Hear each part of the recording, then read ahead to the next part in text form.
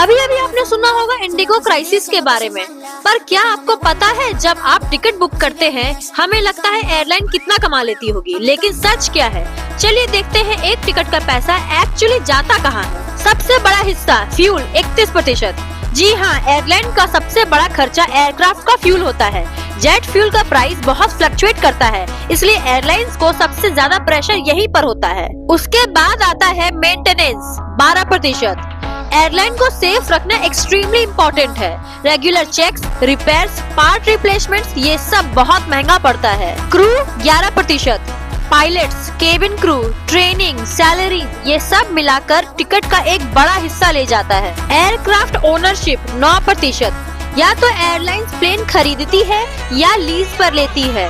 दोनों ही केसेस में मंथली ईएमआई जैसा खर्चा लगता है। Sales and marketing 7%। Ads, offers, website, booking systems, ये सब इस कैटेगरी में आते हैं।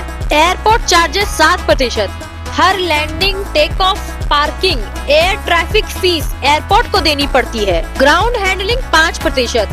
बैग्स लोड करना, अनलोड करना, क्लीनिंग, केटरिंग, ये सब ग्राउंड स्टाफ के charges. General and overhead 6%। Offices, IT systems, management, typical business cost. Over flight charges 5%।